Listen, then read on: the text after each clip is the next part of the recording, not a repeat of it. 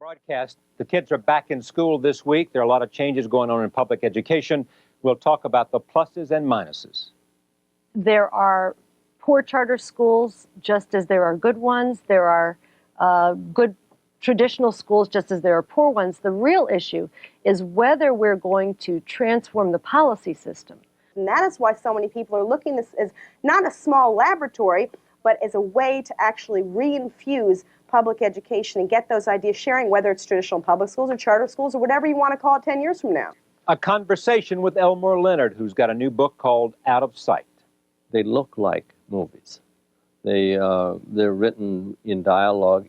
They're written in scenes, and they're moved with dialogue. So they look like movies. And a visit from Marv Albert, one of America's great play-by-play voices.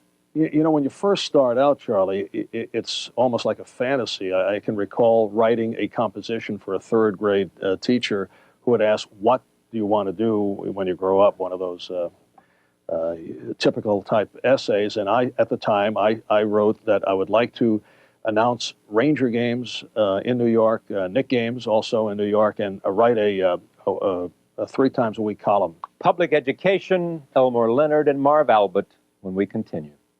This week, as millions of children go back to school, many are wondering what kind of school they are returning to. With the public school system under attack, both President Clinton and Bob Dole looked to charter schools as a means of reform. Joining me now for consideration of whether the public school system can be saved, from Washington, Chester Finn, former Assistant Secretary of Education in the Reagan administration, Jeanne Allen, President of the National Center for Education Reform. Here in New York, Sara Mosle, education writer for the New York Times Magazine, and Dr. Linda Darling-Hammond of the Columbia Teachers College. Welcome, one and all. The New York Times, taking note of the fact that kids were going back to school today and this week, said as 51 million students return to their classrooms this fall, American education is being reshaped by politically volatile programs allowing parents to choose their children's schools and sometimes even to create them.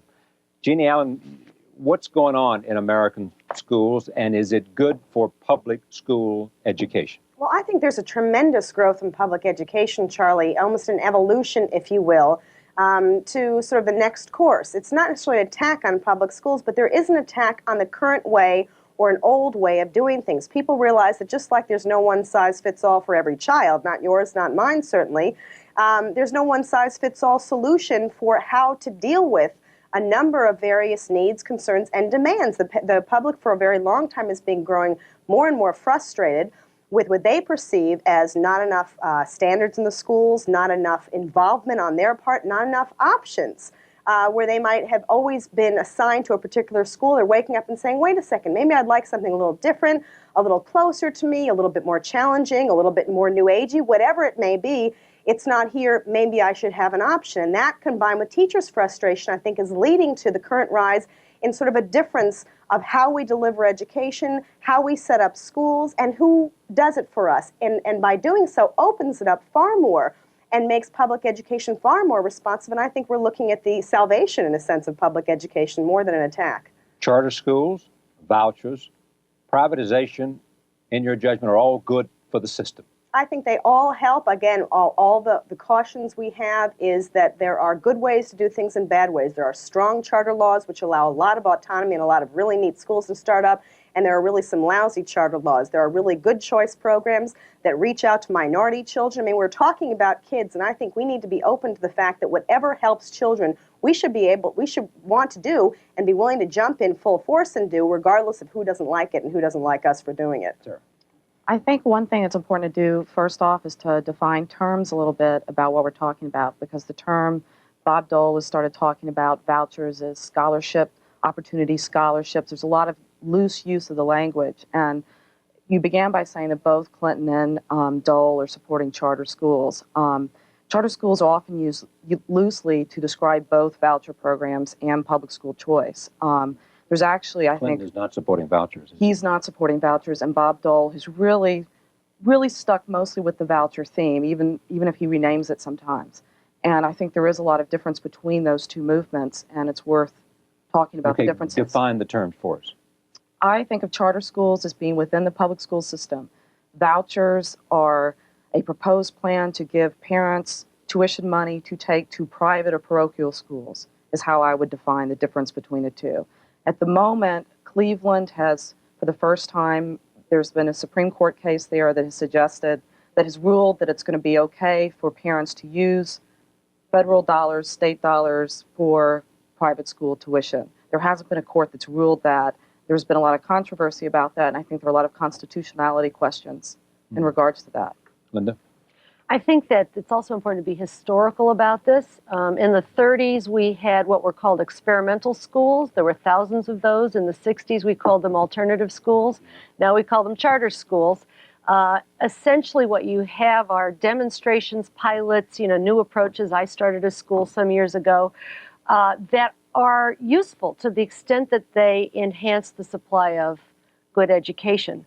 But there are poor charter schools, just as there are good ones. There are good traditional schools, just as there are poor ones. The real issue is whether we're going to transform the policy system sufficiently to allow whatever happens in charter schools or other choice programs to free up and enhance the education of kids in the 98% of other schools that they'll have to attend because there isn't an adequate supply of good schools to go around right now. Chester, what is going on in your judgment, and is it good or bad?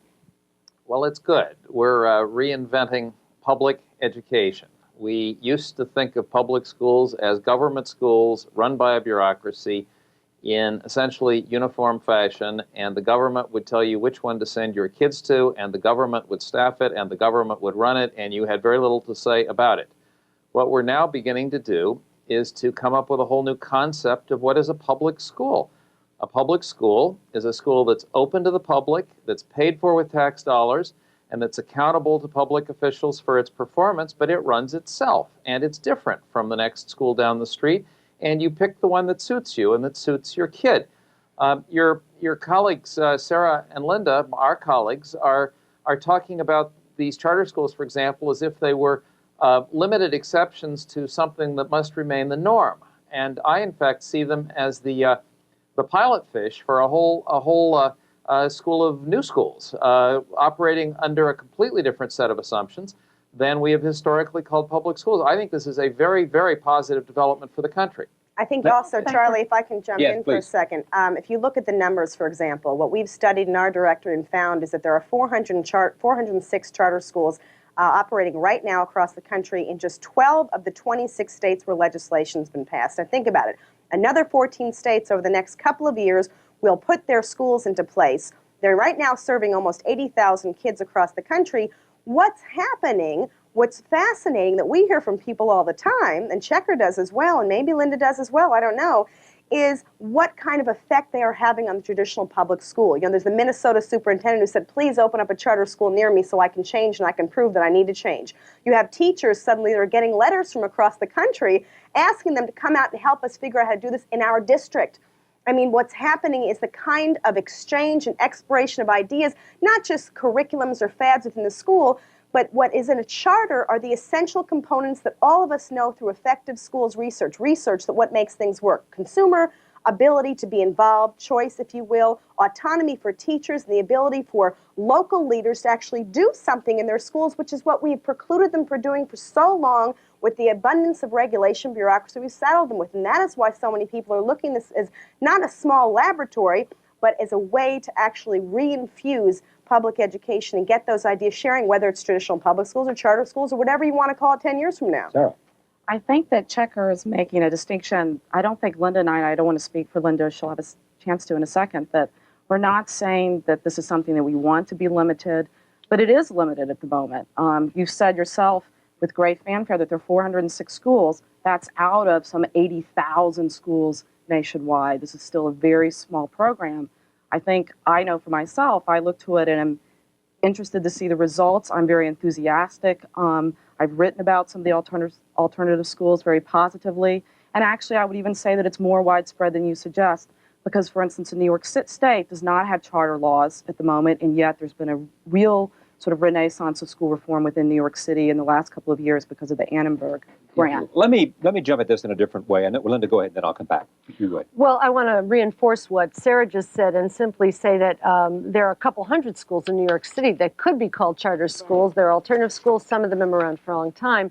They're all operating on waivers and exceptions from state and city policy. And no policymaker in New York City or New York State has stepped up to the bat yet to say we're going to change those policies that force schools to work on waivers. All right. Chester, I've been saying Chester, and I've heard my fellow panelists saying Checker. What's correct? It's a lifelong nickname, and you can do whichever you prefer, Okay, Charlie. great. All right. Well, I just want to make sure that I wasn't wrong. I mean, Chester is your given name, and Checker is what a lot of people call you who know you well. Correct. All right. Here is I'm listening to this. I don't have a child in school, so I know everything I know about education, which is not very much secondhand. But here's my impression, that education in America is a cauldron of dissenting and conflicting opinion. It has to do with scores. It has to do with who's in what school. It has to do with the quality of teachers. It has to do with condoms in school and sex education. And all these things have to do with competing ideas about how to educate our children. Am I wrong about that? And No, the battle, that's- Charlie, and following that, the battle right now is exactly between the people and the experts that have come up with those ideas and the real people who are experiencing those ideas firsthand. You know what I mean? I mean, what we're talking about is opening up schools so that people who have children actually have some say in what's going on, and this is where the backlash is coming from. Well, even the teachers themselves who have been forced to do stuff. It's precisely because there is so much disagreement that we shouldn't try to force everybody into the same mold of a single uniform school run by a bureaucracy in identical fashion. It's precisely because people don't agree about some very important things that we ought to give them opportunities to have different kinds of schools and to pick the one that suits them or that suits their kids. I've been in communities in Colorado, for example, where there's a liberal charter school and there's a conservative charter school because each group of parents is unhappy with the regular schools of that community. This is actually a marvelous development, that it's possible for parents who have a different idea of what their kids ought to be learning to create schools that teach their kids in a way that suits the parents well. Incidentally, these are not weird witchcraft schools, as some critics have alleged. These are very sort of schooly schools, but they do have different philosophies of how instruction should be done. Schooly schools. I think Checker's making an important point, and I want to both agree with it and set some limits on it, which is that there are very different views about education which can and should be honored, and choice is better than coercion in terms of how teachers and parents and kids find their ways into communities of schools. At the same time, we have a tradition in this country of a common school ideal, admittedly overly bureaucratized for the last 80 or more years, that has to do with also bringing people together across different views, different political predilections, race, class, and other barriers. Now, that hasn't worked also well because we have radically segregated schools even under that ideal. But as we try to encourage innovation, we have to find ways to try to also encourage diversity within school communities, even as we're allowing parents to choose a more traditional or a more progressive kind of ideology in the schools. This is largely, I agree largely, but two colleagues and I were out visiting charter schools this past year, and we got to 35 of them in 7 states in person. And many of them are deeply diverse places, full of black and white and red and green kids and boys and girls and liberals and conservatives. Others are distinctive to a particular community. If you go into the Esperanza Montessori Charter School in South Phoenix, which is a Hispanic community, yes, you're going to discover that 95% of the kids in this very good school are Hispanic, because that's who created the school as part of a Hispanic Community Development Corporation, and that's who sent their kids to this school, and that's whose neighborhood this school is located in. I don't think that that school is a bad school by virtue of the fact that it's 98% Hispanic in terms of its attendance. You know, I I think there's actually more consensus here than maybe our dialogue suggests. There seems, I thought maybe there was less, but well, I actually think there's that more. I think there's more, and I think in a way that there has been a lot of movement in the last couple of years as teachers some who maybe even a few years ago weren't particularly reform-minded, they've seen that the environment is changing, and they're either going to have to change with it or they're going to be left behind. And it's interesting. In some ways, I think the rhetoric hasn't caught up with the reality. The best example I can think of is Bob Dole's acceptance speech, where he attacked the teachers' union. Without, first of all, sort of the political stupidity aside of attacking teachers at the moment. Was he attacking teachers or unions? Well, he tried to split the difference, but I think it's quite hard to do that. And you look at someone like Albert Shanker, for instance, who's been at the forefront of the standards movement, which is something that I understand Chester, Diane Ravitch are supporters of, and has really been pushing that movement for establishing a national curriculum, setting higher academic standards with real content-based core curriculum type stuff. And yet, that seems sort of exactly the type of thing that conservatives and Dole are pushing for, and yet there's this artificial line drawing between what conservatives want and liberals want. I think Linda and I are both saying charter schools are a great idea. I would just say that I don't think the sometimes revolutionary rhetoric that's often used in discussing education reform is necessarily merited yet when you only have 400 of these schools, out of 80,000. No, but Sarah, I think the distinction also comes in, though, how we get there. And I think Linda's point was right on target. I'm a great fan of the common school theory and sort of rubric of our country, namely because I'm a product of an immigrant family who went through that and at the time was very, very responsive. The old Italian grandmother shoving her son down the block in New York saying, go to school, it's important, go to school, and being very, very confident that he was going to learn something, he was going to learn English, and he was going to do well, which he did. But I think the problem right now, when you talk about the rhetoric, Dole, for my point of view, was behind the curve. This has been happening across the country, community by community, for the last several years. And many teachers breaking off from traditional ranks and saying, we don't want to be political, we just want to be left alone to our own thing. Parents saying we want more options, we want more control. And the public saying, no, our schools aren't doing as well as they should be, aren't doing as well as what we think they were doing, and in fact what some statistics show us. So the rhetoric that I think Sarah's referring to, while sometimes it might look a little tainted, the only reason Al Shanker right now is pushing it to the extent he is, or the newly created NEA, if you will, is pushing these things is because they know they better get on the bandwagon or they're going to be left out in the cold. And so I think to a large extent, these experiments at the local level are fueling his leadership. I commend it. We signed on to the Al Shanker's Bill of Rights of the AFT. But at the same time, if we were not out there, many of the people in the communities pushing these kinds of reform efforts and demanding that parents become part of the equation again, they wouldn't be as responsive. We might find a little greater dissension among us over teacher unions than over charter schools, I think, Charlie. I'm an admirer of Al Shanker's about 4 days out of 5, but as I go around the country and watch what his union locals do at the state and local level politically to keep changes from occurring, they are the principal obstacles to serious education reform in this country. Not what you read in Al's columns, but the way they behave in Denver and Tallahassee and Indianapolis and so forth. I would just question the strategy of attacking. I don't think you're going to get where you want to go. I think where we all want to go with that type of rhetoric. I think you should be building on his leadership. I agree that Al is way ahead of his membership much of the time. But instead of attacking the union, I just find that politically stupid. Well, I don't think we're talking about attacking so much, Linda, as really reality, talking about, life, what's life is art, art is life. We're talking about life. We're talking about that many people in these communities, Checker just mentioned he's visited, and others around the country. The NEA comes out and talks about charter schools. At the exact same time, they are fighting legislation and lobbying legislators and saying they won't help reelect them and they will campaign against them if they don't vote against this stuff. There's a problem there the public needs to know about, and whether it's ugly or not, we've got to realize that that's what's fueling a lot of this frustration. We should recognize it, we should talk about it, we should get on with it. Can you tell me whether the voucher programs have worked for the kids where they have been tried? Well, the research is mixed. Some of the early voucher programs, for example, in Milwaukee, had a very mixed record. Some schools that kids took vouchers to actually closed down before the school year was out. Other schools that they took vouchers to did, reasonably well. So what's the difference between those that did well and those that did bad? Well, well?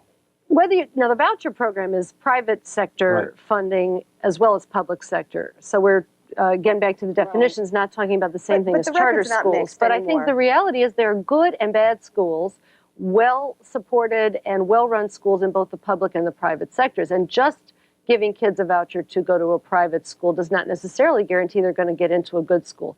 Some private schools wouldn't accept kids with vouchers, didn't want the kids, the vouchers didn't pay for the education that they would have had to deliver and so on. Others cropped up just as they will in any marketplace and said, hey, here's a source of revenue, here's a way to, create a school, and they really didn't have the leadership Jeanne, they you needed. seem to be saying that there is not a mixed reaction, that there's a very positive reaction to vouchers? Actually, in Milwaukee, which has obviously had the longest running program until Cleveland was just started the other day, the studies have shown now, the definitive study right out of the Harvard School of Government just recently came and looked at the state evaluations that hadn't said there was much good going on. Basically recommend the program continue, but the state evaluator said it's not all that great. Looked at the underlying data that had never been released and found that, in fact, by the third year, these kids were doing extraordinarily much better than the kids before in reading, math, and all the basic skills. The other thing about Milwaukee, Linda, of course, is that those kids are accepted into those public schools. Once that school decides, or that private school decides it's going to participate, they have to accept the voucher child. The other thing is that they're chosen by lottery. The kids have to have come from the public school system. The school has to accept them. And so what you have in Milwaukee is not only great achievement gains, but achievement gains among the poorest and the most desolate kind of kids in that city. Not the best, not the cream kids. And we're seeing that in also 30 private voucher programs that are privately funded across the country where low-income parents. Why is the president against it? Why is the president? Yeah. Checker. The president is against it because the National Education Association is against it, and the American Federation of Teachers is against So it. it's political. It's totally political. I think Bill Clinton knows better. I think that Bill Clinton is against what you're talking about. No, I he's think not? He's I against. think again we're getting caught up in semantics. I think he is for what you're describing as a public school choice program where dollars are following kids But he to is individual against- schools. That to me is the definition of public school choice.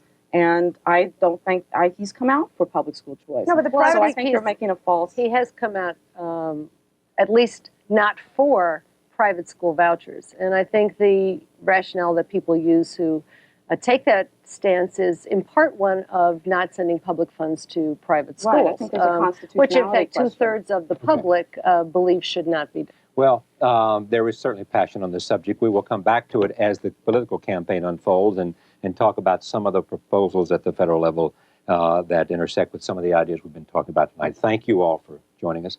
When we come back, Elmore...